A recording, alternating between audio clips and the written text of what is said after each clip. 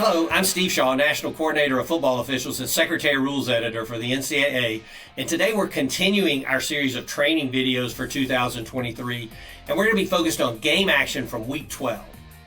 Now, before we get into our plays, two things I want to hit. Number one is our coaches' sideline management and control. We have to continue to work to stay together on this and remember our expectation. If the coach comes out on the field and debates an officiating decision, then we put the marker on the ground for unsportsmanlike conduct. And you're going to see a play in this video where we didn't do our best work. And if we start letting coaches come back out on the field, then our sidelines will get away from us. So let's hold the line here. Do a great job communicating with your coach. But if he comes out on the field and debates an officiating decision, put the marker on the ground. Also, I want to talk about the popularity of our game. So college football viewership is up 15% year over year. And in fact, 2023 is really tracking to be the most watched season of all time, potentially eclipsing the previous record set in 2015. So with all the adjustments around college athletics, it's great to know the game of football remains strong, but it requires us to deliver in our performance. So with that, let's get on into our plays. Our first play this week, we're late in the half, under 2 minutes. The clock is running, and the offense has 3rd and 9. Now, the quarterback's going to roll out. He throws long downfield, and the receiver, number 2, makes a great catch inside the 30-yard line, well beyond the line to gain. But as you can see, the clock keeps running. It never stops. And finally, the offensive coach is going to call timeout with 1:19 left, and he wants to talk to the referee, and he lets him know that the clock never stopped. Now, we do see the line judge signal to stop the clock, but the clock does never stop. So, as a crew, we need to be clock aware, especially when we get inside of 2 minutes. Now, we go away to discuss this thing, and after 2 minutes and 20 seconds from when the timeout was called, we announced that the clock didn't stop after the first down. We're going to reset the clock to 1:29, and the offense will not be charged with the timeout, and the clock will start on the referee signal. Then, a little bit later, we announced, correction, the offense will take a charged timeout. And then about 10 seconds later after that, we announced the clock will start on the snap.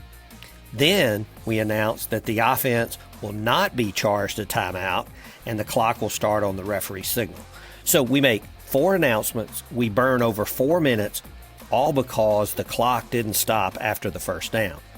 And I think better communication with replay here using O2O could have settled this easily and quickly.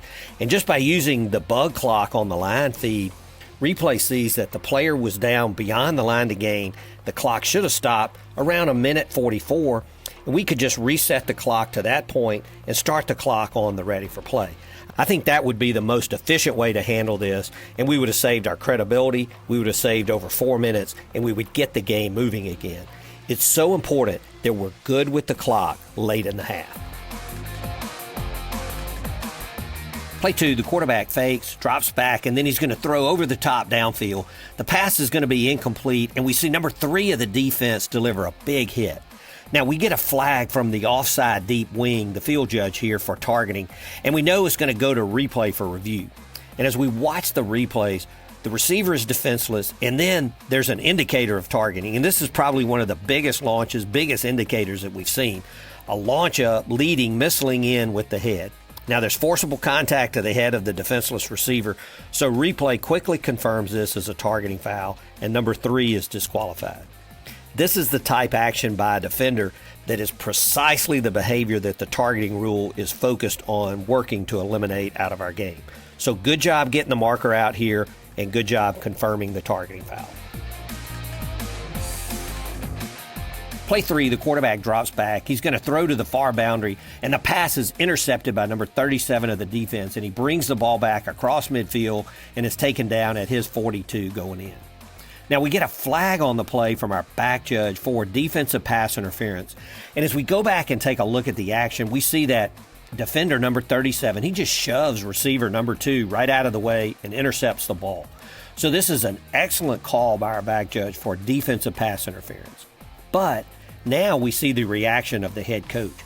He comes out on the field, he watches the Jumbotron, and then he just loses it. He's way out on the field, showing up the crew, really demonstrating, and the wing official walks by him. Finally, the referee's going to come over, walking back. We need to put a flag down on this type action for unsportsmanlike conduct on the head coach. And I'm really not sure why we didn't here. We got to have the courage to make this easy call. Finally, the referee comes over, walks him back, hears his beat, and we need to listen to the coach, let him have his say, respond, and then move on. But we're going to linger at the sideline. I timed it. We were right at 1 minute here. So let's be consistent with coach sideline behavior. If the coach thinks this is okay, then we're going to lose our sideline. It's a bad look for the game. So let's make sure we do our job and put the marker down when the coach comes out on the field and demonstrates against an officiating decision. Play 4, we see the offense runs up the middle on their near side hash for about a 5-yard gain, a very uneventful play. But as we go back and take a look at the coach's sideline camera, we see that the slot receiver, he goes in motion and he's just inside the numbers when the play ends. He continues to jog toward the sideline and he sets up just in bounds. Now, as we see the start of the next play, number 21 is still just in bounds. He's about 12 yards behind the ball and has his back facing the field of play.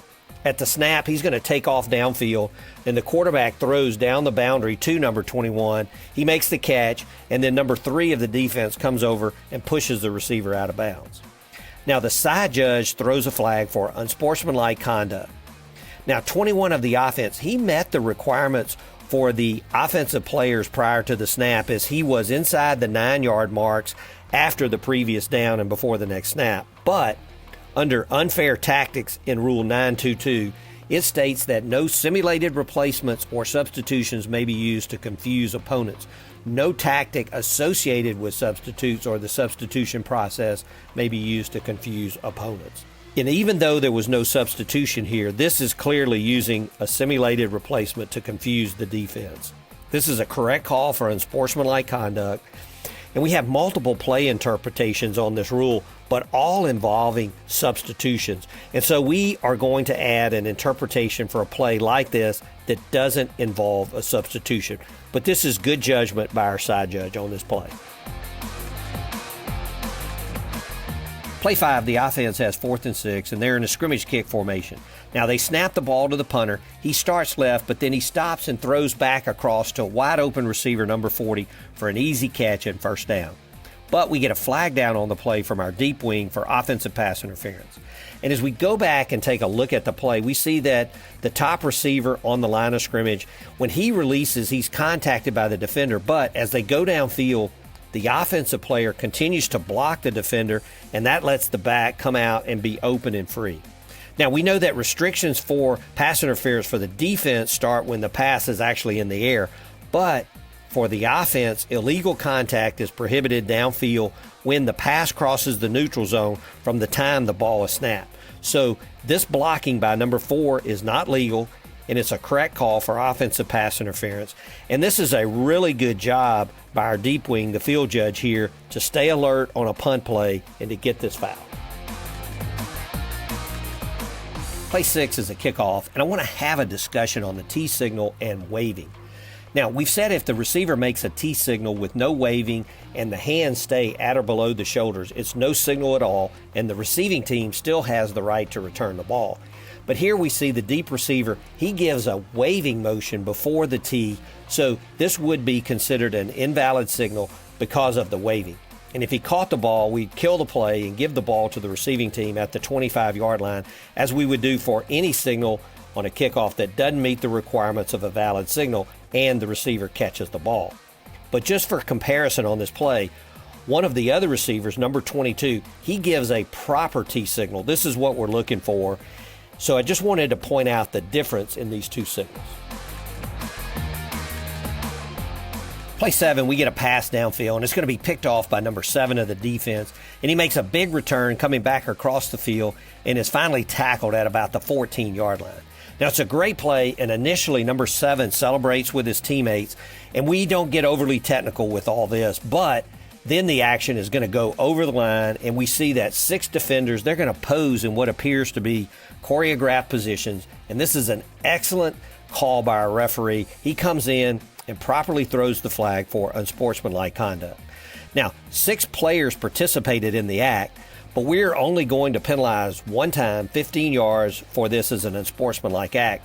But we announce all the numbers of the participating players, and they each get an unsportsmanlike conduct counter. And we know this is important because it helps control our behavior, because if they get a second unsportsmanlike conduct in the game, then they're ejected.